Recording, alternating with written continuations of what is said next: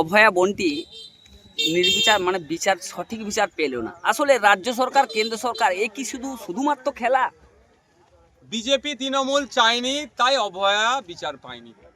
আমাদের তিলোত্তমা যে বিচার পাচ্ছে না, এটা বিজেপি তৃণমূল চাইছে না বলে।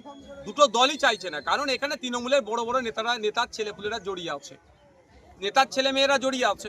তো ফলে তৃণমূলের বড় নেতার ছেলেমেয়েরা যেহেতু জড়িয়ে আছে, সেই জন্য তৃণমূল বিজেপিকে ম্যানেজ করে নিয়েছে, তাই অভয় বিচার পাচ্ছে না।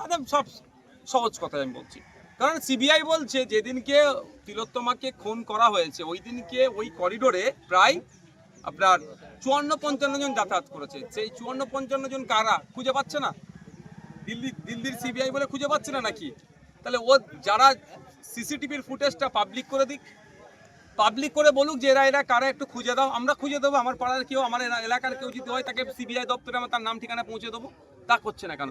এখানে তৃণমূলের বড় নেতার দামাল ছেলে মেয়েগুলো ফেঁসে যেতে পারে, সেই জন্য মমতা ব্যানার্জি বিজেপি বা আরএসএস এর চিপকে ধরে এই বিষয়টাকে ধামাচাপা দিচ্ছে।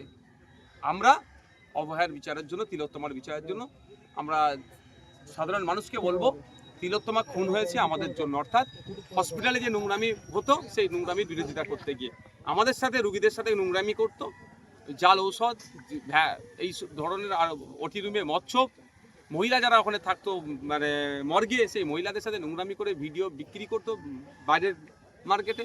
এইগুলোর সব প্রতিবাদ করেছিল কে? আমাদের বাড়ির মেয়ে তিলোত্তমা। সেই জন্য তাকে আজকে খুন হতে হয়েছে। তাই আমাদের মন থেকে তিলোত্তমাকে ভুললে হবে না।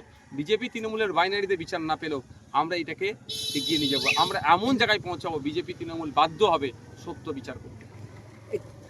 দেখলাম কালীগঞ্জে নির্বাচনের মানে পরে বিজয় উল্লাস করতে গিয়ে একটি বোন, ছোট্ট ক্লাস 4-এর বোন, তাকে আজকে খুন হতে হলো। আসলে বলতে যাচ্ছি, পশ্চিমবাংলাটা কি বোম বারুদের স্তূপে বর্তমানে হয়ে গেছে?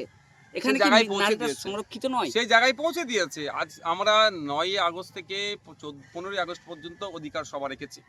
জাতীয় পতাকা উত্তোলন করে আমাদের প্রোগ্রাম সমাপ্ত হবে 15 আগস্টে। তা আমাদের দাবির মধ্যে এটাই, তিলোত্তমা তামান্নার খুনিদের শাস্তি এবং সর্বস্তরের নারীদের সার্বিক নিরাপত্তা। আজকে নারী নিরাপত্তা কোথায়? আপনি দেখুন না, কসবার ল কলেজে তৃণমূলেরই টিএমসিপির মেয়ে, টিএমসিপির নেতা দ্বারা ধর্ষণের শিকার হচ্ছে।